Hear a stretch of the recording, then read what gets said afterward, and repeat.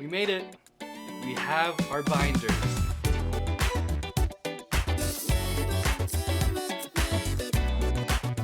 Today is finally the day.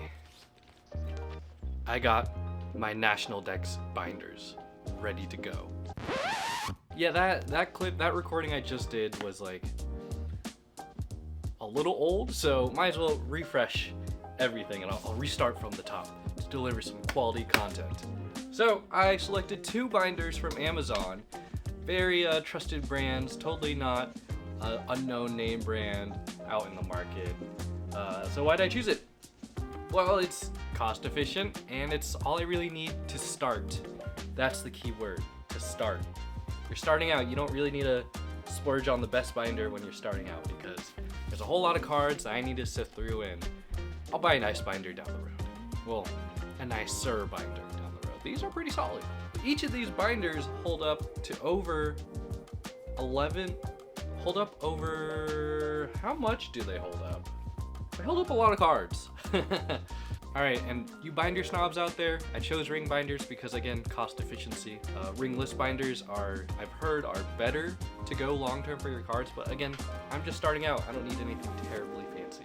I chose a nice red and white pattern to signify the Pokeballs, and I bought 2, not a really big one, but 2 of them, 2 big ones, so I can future-proof the future generations that are gonna come out. Because we're already on Gen 9, and I can't imagine Pokemon stopping anytime soon. So in my previous video, if you haven't seen that already, give it a watch. And for you returning videos from that first video, welcome back to the long-awaited update.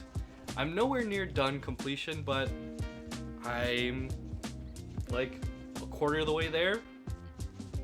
So let's put in cards one by one and see how it turns out. So first was Generation 1, that's all 151 from the Kanto region. That one was actually pretty simple to do, and a lot of the cards I felt like came from Scarlet and Violet 151. Now, the main theme here is you'll notice I don't have a lot of the final evolution lines of the starters. I usually have either the first or second or none because my cards are scattered everywhere. And then Gen 2, Johto, that's kind of a weaker amount of cards. Gen 3, about the same amount. Gen 4, Gen 3 and 4, 5, 6, 7, 8, not a whole lot in 8, and 9. That one I have a lot of. You'd think I'd have more, but they're still releasing cards from the Paldea region that aren't available yet here in the US market as of the time of this recording. So what's the next step from here? Well, my last video, I said I would get some binders and organize all my cards and put it in there. Been there, done that. Now I need to tidy up and find the rest of my cards in my collection. Dating back to my first video, I found all of the cards out in my living room. And since that recording, I actually bought more cards because there's a set called Temporal Forces that came out. Twilight Masquerade comes out in a couple weeks here. Probably by the time of this upload, it's already out, or at least the pre-release is already out. So I got some work to do. Oh my gosh, I had a great idea. Maybe I should do a spin-off of this where I do all trainers, like gym trainers, protagonists, antagonists. Ooh, actually might be kind of fun.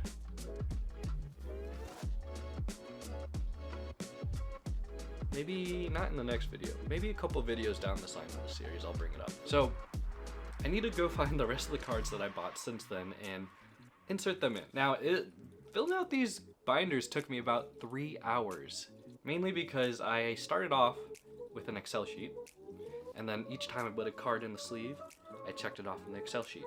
And because I'm skipping around numbers in the National Pokédex, I have to count the empty card spaces from the last card I put in. Let's say if I have number 25, Pikachu, and I have Mew as the next Pokemon in line, which is number 151, then I'd have to count 26, 27, 28, 29, 30, 31, 32, 33, 34. And in these recordings, you can actually hear me counting. Snivy, Servine, Superior, Tepic, Pigonite, Emboar, Oshawott, Duwat, Samurott, Patrat, Watchhog, Little pup herdier.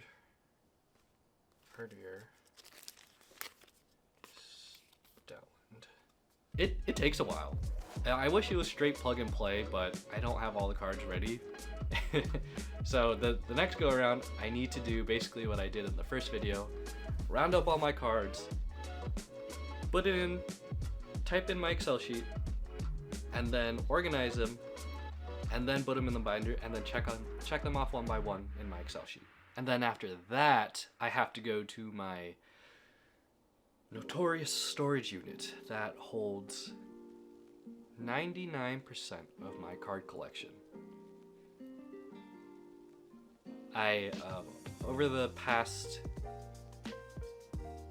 I think in my first video, I declared to myself that I need to clean up the living room, because this space behind me was stacked with Pokemon cards, and I took a lot of them and put them in my storage where the rest of my Pokemon cards are.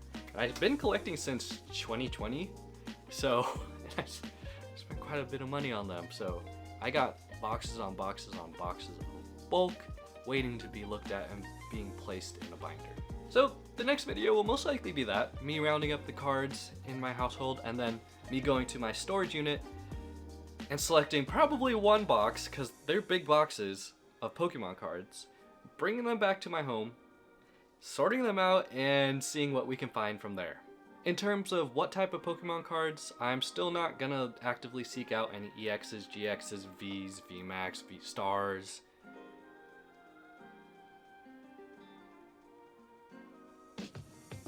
Any of those guys. Mainly because I'm not really focused on that. What I'm focused on is getting the Pokemon, putting in the binder. I don't really care for the artwork of the card, I just want to put it in the binder. And then once I have it complete, if I want specific cards in there, that's when I'll plug it in. So what if a card has an alt form? Will I put it in a separate binder? Will it go in that same binder in a separate page? No to both. Well, yes. The alt forms like Hisuian, Galarian, Alolan, they're gonna go behind the original Pokemon if they don't have their own National Dex number. So if there's an alternate form Pokemon, I'll put it up in the front, or I'll put the original up in the front. So Zora, this was Gen 5, so he's gonna go up in the front, and his alt form, the Hisuian one, will be in the back.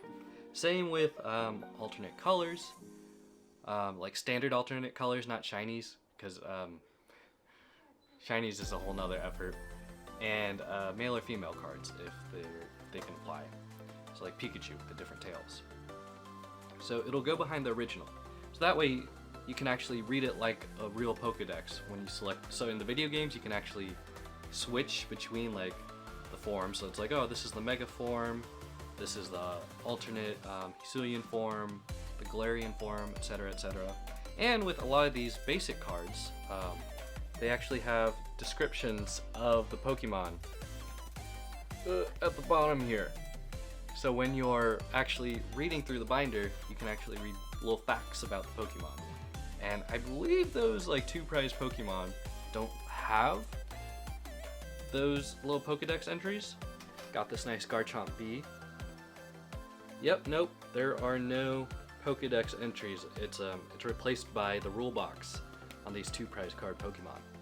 So that's another benefit of going with those single prize card Pokemon. It's or those regular Pokemon cards. You can gain a little knowledge. It's a true National Dex. The binder itself, with however many cards are in here, is pretty hefty. Hefty?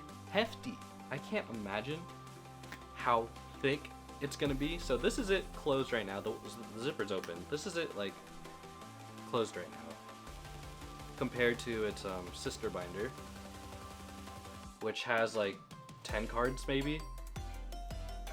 It's a little thicker. If you're also completing a National Dex binder, let me know in the comments down below. If you're returning from the first video, also let me know. Welcome back. It's good to see you guys. What do you think I should do next? Are there any specific cards you want me to put in the binder in the future? I was thinking maybe the final card that I need, I'll leave it up to a community decision. Not necessarily where you send in a card, it's you tell me what card, and then I choose the card like the card from the series, and then I choose the winner, and I send that winner like a random pack or something. I think that'd be fun. I imagine this video series is probably gonna take a while. And always, if you've enjoyed this video, make sure to leave a like and subscribe if you haven't already for more content in the future. That being said, my name is Kevin TCG, and I'll see you guys next time. Peace.